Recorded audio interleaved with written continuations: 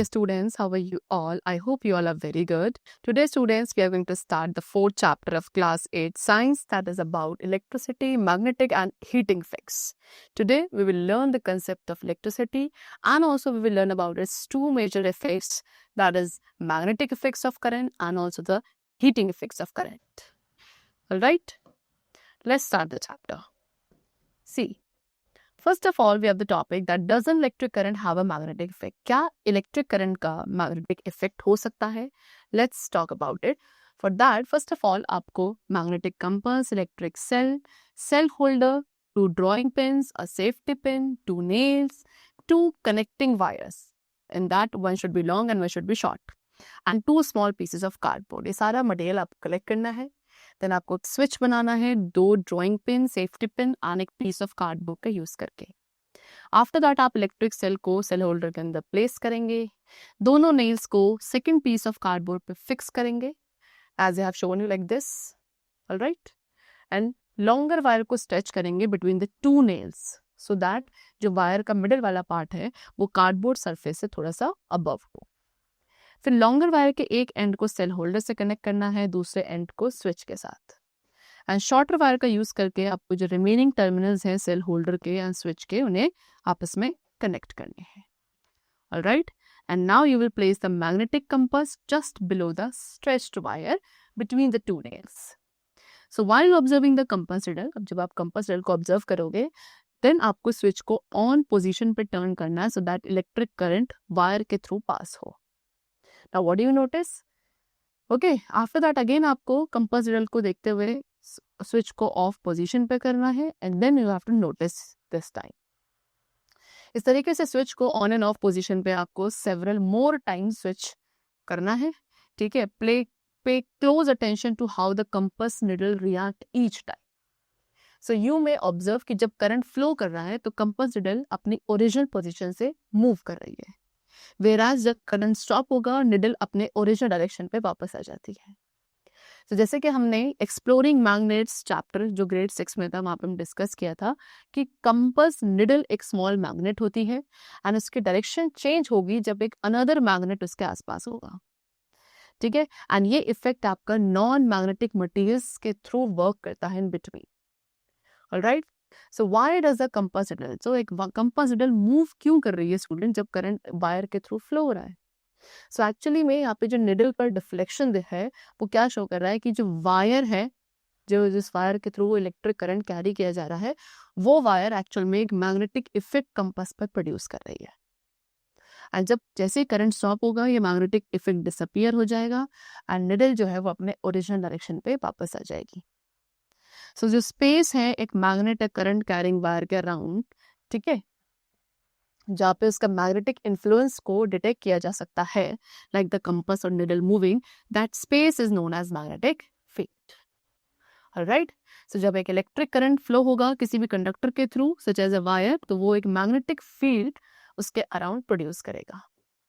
And इस magnetic effect of electric current को हम आज के टाइम पे एवरीडे डिवाइसेस में यूज करते हैं like electromagnets, electric bell, motor, fan, loud speakers and many more. Alright, now what are electromagnets? So students, let us explore about electromagnets. So आपको उसके लिए flexible insulated wire लेना about 50 centimeter in length, an iron nail, electric cell and few iron paper clips. Then आपको wire को tightly एक nail के around rap करना है कॉइल की फॉर्म में एंड उसको आप फिक्स कर देंगे एक प्लेस पे using adhesive tape. Then wire के दोनों एंड्स को इलेक्ट्रिक बेल के साथ, इलेक्ट्रिक सेल के साथ कनेक्ट करेंगे. बी केयरफुल कि आप वायर को सेल के साथ कनेक्टेड ना रखें for more than a few second because इससे सेल बहुत क्विकली ड्रेन हो जाएगा. देन नेल को आपको आयरन पेपर क्लिप्स के क्लोज लाना है. Try to lift them, do the clips stick to the nail. उसके बाद आप वायर को डिस्कनेक्ट करेंगे from the cell electric current को स्टॉप करने के लिए. Do the clips fall off. तो जब करंट वायर कॉइल के थ्रू फ्लो करेगा स्टूडेंट, पेपर क्लिप नेल्स के साथ अटैच हो जाएंगी. हाउएवर एक बार करंट स्टॉप हो जाएगा देन वो क्लिप्स आपके अब आगे स्टिक नहीं होगी. ओके, चलो, so now let's investigate this effect more closely through next activity. इसमें आपको एक फ्लेक्सिबल इंसुलेटेड वायर लेना है अबाउट 100 सेंटीमीटर लॉन्ग, एक piece of chart paper, iron nail, electric cell, 2 magnetic compasses and कुछ फ्यू आयरन या steel paper clips. अब chart paper को एक सिलेंडर में आप रोल करेंगे विद अ डायमीटर रफली the same as a pencil and उसको एडहेसिव टेप के साथ फिक्स करना है। देन आप इंसुलेटेड वायर को विंड करेंगे टाइटली एक पेपर सिलेंडर के around, making about 50 turns to form a coil. ठीक है, एंड देन कॉइल को सिक्योर करेंगे यूजिंग एडहेसिव टेप। तो दोनों मैग्नेटिक कंपास को near the two ends of the coil आपको प्लेस करना है। कॉइल के दोनों एंड्स को सेल के टर्मिनस के साथ कनेक्ट करेंगे and then observe the compass needle, do they show any deflection. फिर इसके बाद अगेन वायर को डिस्कनेक्ट किया जाएगा from the cell, do the compass needle return to the original direction. After that आपको एक आयरन नेल को इंसर्ट करना है पेपर सिलेंडर के अंदर एंड सेम स्टेप्स को रिपीट करना है। Then do you notice any change in the deflection of the compass needle. Then कुछ आयरन पेपर क्लिप्स को आप दोनों ही एंड्स पर रखेंगे नेल के, do they get attracted to the ends of the nail. ठीक, सो इस एक्सपेरिमेंट से शो क्या होता है कि जब करंट कॉइल के थ्रू फ्लो होगा वो एक मैग्नेट की तरह एक्ट करेगा जिससे कंपास नीडल मूव करेगी। एंड जब आयरन नेल को आप कॉइल के अंदर प्लेस करेंगे तो वो एक स्ट्रॉन्गर मैग्नेट बन जाएगा जिससे ज्यादा डिफ्लेक्शन होगा कंपास नीडल का एंड आयरन क्लिप्स का अट्रैक्शन भी बढ़ जाएगा। एंड जैसे इलेक्ट्रिक करंट स्टॉप होगा कॉइल अब और ज्यादा मैग्नेटिक प्रॉपर्टीज आगे फर्दर शो नहीं करेगी। ठीक, तो एक कॉइल कैरिंग करंट जो बिहेव करती है मैग्नेट की तरह that is known as electromagnet. ठीक है, एंड रियल वर्ल्ड यूजेस में इलेक्ट्रोमैग्नेट्स का यूजुअली एक आयरन कोर होता है उनकी स्ट्रेंथ को इंक्रीज करने के लिए। ओके, चलो now does an electromagnet also have two poles. तो अब स्टूडेंट क्वेश्चन है कि क्या एक इलेक्ट्रोमैग्नेट के भी टू पोल्स होते हैं बार मैग्नेट की तरह। So let us investigate. अब हम क्या करने वाले हैं, सी इलेक्ट्रोमैग्नेट जो हमने अभी बनाया था इस एक्टिविटी में उसको हम यूज करेंगे मैग्नेटिक कंपास के साथ एंड कॉइल के दोनों एंड्स को मार्क करेंगे एज ए एंड बी। उसके बाद मैग्नेटिक कंपास आपको रखना है near and A of the coil and coil को इलेक्ट्रिक सेल के साथ कनेक्ट करके कंपास नीडल को ऑब्जर्व करना है। देन नोट कि कंपास नीडल का कौन सा एंड है जो पॉइंट ए के टूवर्ड्स अट्रैक्ट हो रहा है। फिर एज यू ऑलरेडी नो कि जब दो मैग्नेट्स को आप क्लोज लेकर आते हैं तो उनके जो ऑपोजिट पोल्स हैं यानी कि नॉर्थ एंड साउथ वो अट्रैक्ट करते हैं। सो अगर कंपास नीडल का नॉर्थ पोल इलेक्ट्रोमैग्नेट के एंड ए के टूवर्ड्स अट्रैक्ट हो रहा है दैट मीन्स एंड ए आपका साउथ पोल होना चाहिए। एंड सेम स्टेप आपको रिपीट करना है एंड बी की पोलैरिटी को चेक करने के लिए। Alright, so students every magnet हर एक मैग्नेट के टू पोल्स होते हैं। सिमिलरली इलेक्ट्रोमैग्नेट्स के भी टू पोल्स होते हैं that is the north and south pole just like the bar magnet. Alright, चलो now a single cell produces only a small amount of electric current. So students अब एक single cell केवल एक small amount of current produce करता है जिससे जो magnetic field होगी स्ट्रेंथ उसकी भी वो स्ट्रेंथ भी वीक होगी। ओके, एंड इसकी वजह से आपको कंपास नीडल में थोड़ा ही डिफ्लेक्शन देखने को मिलता है and the coil is able to attract only a few paper clips. लेकिन एक ऐसी बैटरी जो मोर सेल से बनी है वो एक स्ट्रॉन्गर करंट प्रोवाइड करेगी जिससे एक स्ट्रॉन्गर मैग्नेटिक फील्ड प्रोड्यूस होगा एंड वहां पे कंपास नीडल में भी आपको ज्यादा डिफ्लेक्शन देखने को मिलेगा which will allow the coil to attract more clips. तो इस तरीके से कॉइल में अगर आप नंबर ऑफ टर्न्स इंक्रीज कर देते हैं तो उससे मैग्नेट की स्ट्रेंथ इंक्रीज हो जाती है। ठीक है, चलो तो दिस शोज कि एक इलेक्ट्रोमैग्नेट की स्ट्रेंथ को आप इंक्रीज कर सकते हैं either by raising the amount of current, है ना, कॉइल के थ्रू जो करंट फ्लो हो रहा है उसके अमाउंट को इंक्रीज करके, या फिर नंबर ऑफ टर्न्स जो है वायर के उनको इंक्रीज करके, और बोथ द कंडीशंस। एडिशनली उसके साथ जो इलेक्ट्रोमैग्नेट के पोल्स हैं उन्हें भी आप रिवर्स कर सकते हैं करंट की डायरेक्शन को चेंज करके। ऑलराइट, चलो now next we have the topic that is lifting electromagnets. So students, lifting electromagnets आपके powerful electromagnets हैं जो oftenly cranes के साथ attached होते हैं। क्रेन ऑपरेटर इन मैग्नेट्स को कंट्रोल करता है इलेक्ट्रिक करंट को टर्न ऑन और ऑफ करके, यानी कि करंट को जब आप स्विच ऑन करेंगे तो इलेक्ट्रोमैग्नेट एक्टिव हो जाता है एंड आयरन या स्टील ऑब्जेक्ट्स को लिफ्ट करता है एंड जैसे करंट को स्विच ऑफ किया जाएगा मैग्नेटिक फील्ड डिसअपियर हो जाएगा, ऑब्जेक्ट्स रिलीज हो जाएंगे। सो इस टाइप के इलेक्ट्रोमैग्नेट्स को कॉमनली फैक्ट्रीज या स्क्रैप यार्ड्स में यूज किया जाता है to move, lift and sort the heavy metal items with very ease. Okay, चलो now does a current carrying wire get hot. अब क्वेश्चन आता है कि क्या एक करंट कैरिंग वायर हॉट भी हो जाता है। यस, सो इस एक्टिविटी में आपको एक स्पेशल टाइप का वायर यूज करना है दैट इज नाइक्रोम वायर। ठीक है, तो आपने एक पीस लिया कार्डबोर्ड का जिसका मेजर होगा approximately 10 centimetre bye 10 centimetre. 2 nails, एक nichrome wire about 0.3 mm thickness की and 10 centimeter long, electric cell, cell holder, switch and some connecting wires. अब दोनों नेल्स को कार्डबोर्ड पे फिक्स करेंगे सो दैट वो एक दूसरे से 5 सेंटीमीटर राउंड अपार्ट हो. फिर उसके बाद नाइक्रोम वायर को टाइटली दोनों ही नेल्स के बीच में आपको टाई करना है एंड कनेक्शंस को सेटअप करना है as I have shown you in the figure. Alright, and switch को ऑफ पोजीशन में रखेंगे. उसके बाद touch the nichrome wire, how does it feel? You have to arrange setup like this. Alright, चलो. तो इसके बाद करंट को ऑन पोजीशन पे लाएंगे अबाउट 30 सेकेंड्स के लिए and then turn it of.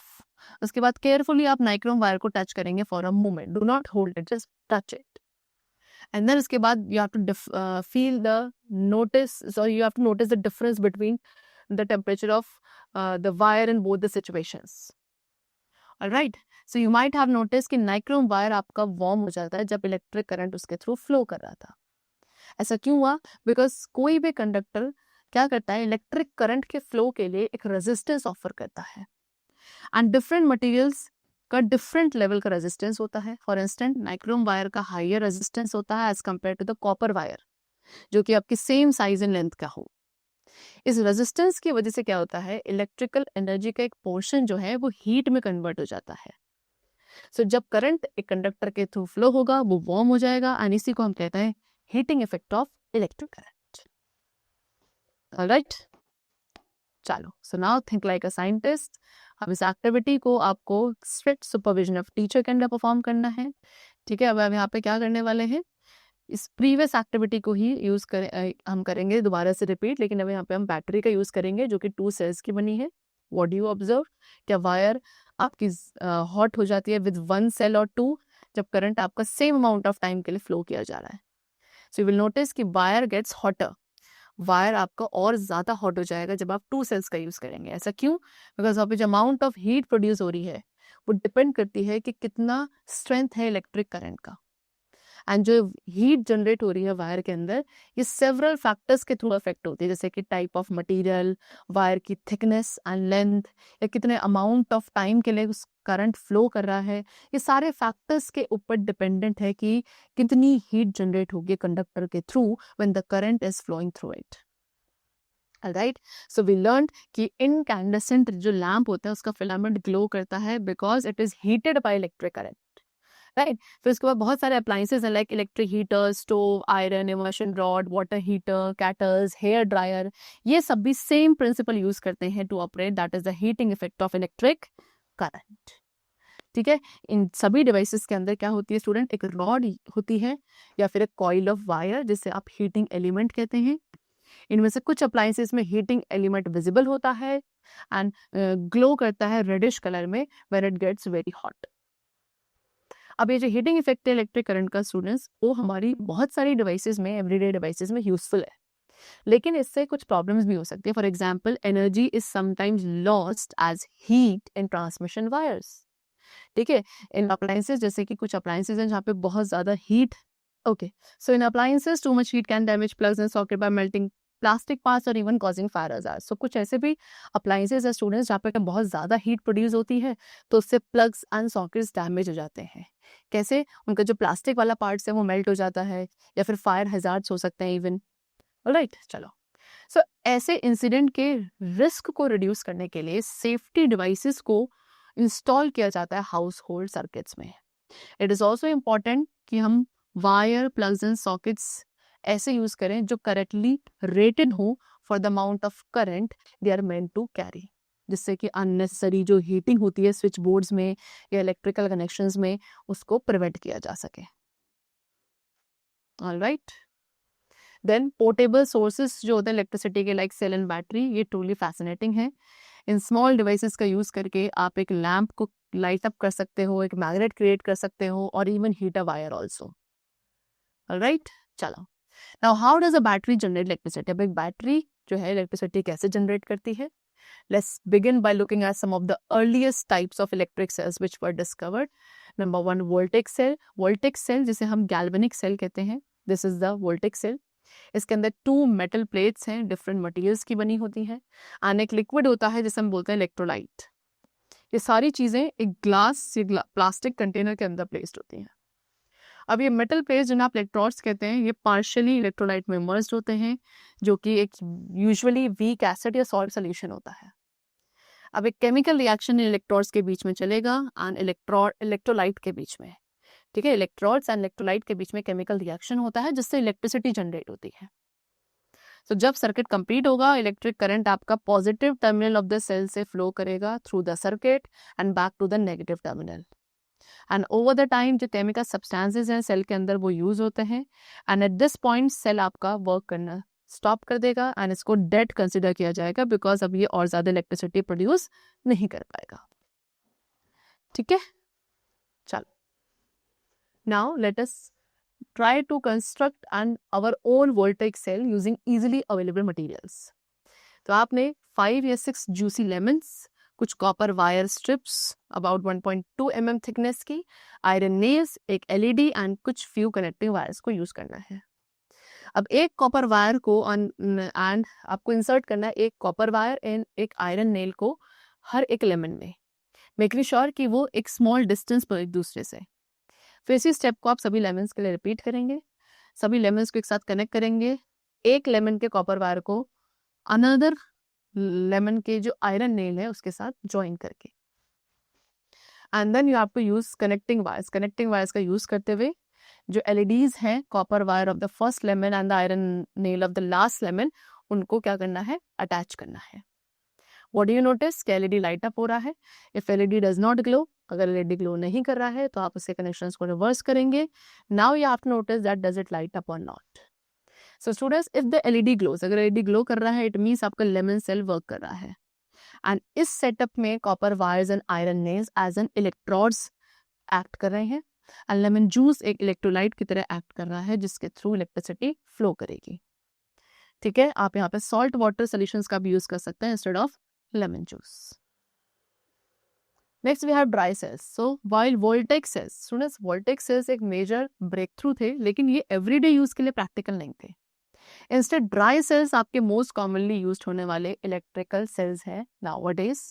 इनको हम dry कहते हैं because जो electrolyte इनके अंदर है वो liquid नहीं होता बल्कि thick and moist paste होता है।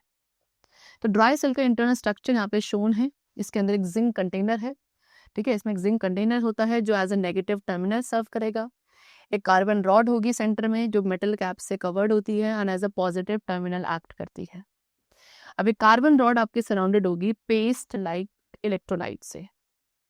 ड्राई सेल सिंगल यूज होते हैं, मीन्स व्हाट कि एक बार एग्जॉस्ट हो जाए तो आप इन्हें रीयूज नहीं कर सकते एंड इन्हें हमें थ्रो करना पड़ता है। हाउएवर फॉर मेनी यूजेस आज के टाइम पे रिचार्जेबल बैटरीज जो हैं वो काफी कॉमन हो चुकी हैं। Alright, Now the last topic we have is rechargeable batteries. So rechargeable batteries को आप बार बार you can charge it again and again and you can use it multiple times, जिससे wastage reduce होता है and money save होता है in the long run. So various types of rechargeable batteries are there which are designed for different purposes. ठीक है, इन्हें आप small devices में देख सकते हो like watches and mobile phones, medium size gadgets में भी ये होती हैं like laptops and tablets, and larger system जैसे कि इन्वर्टर्स और इलेक्ट्रिकल व्हीकल्स में भी there are rechargeable batteries present. तो स्टिल रिचार्जेबल बैटरीज अभी परमानेंट नहीं है, over the time after being charge, ठीक है, टाइम के साथ चार्ज एंड डिस्चार्ज होते होते बार बार ग्रेजुअली धीरे धीरे ये भी वेयर आउट हो जाती हैं एंड इफेक्टिवली फंक्शन करना स्टॉप कर देती हैं। Alright, they have given you कि आज के टाइम पे लिथियम आयन बैटरीज ये मोस्ट वाइडली यूज्ड होने वाली टाइप ऑफ रिचार्जेबल बैटरी है एंड ऑलमोस्ट हर एक बैटरी ऑपरेटेड डिवाइस में प्रेजेंट होती हैं। ये बैटरीज डिपेंड करती हैं स्पेसिफिक मेटल्स पे लाइक लिथियम एंड कोबाल्ट, जो कि एक्सट्रैक्ट करके प्रोसेस किए जाते हैं कुछ रीजन्स में ही केवल around the world. And as a result बहुत सारी ऐसी कंट्रीज हैं जो वर्क कर रही हैं कि वो इन मटेरियल्स के लिए जो एक्सेस है उसे सिक्योर कर सकें, बैटरीज रिसाइकल यूज बैटरीज को एक्सेस कर सकें and also explore the new battery technologies. Alright, that's all for the chapter. It's completed and I hope that you must have understood the heating and magnetic effects of electric current and their usage in everyday life. Alright, so let's meet very soon. Till then, take care of yourself and thanks to everyone.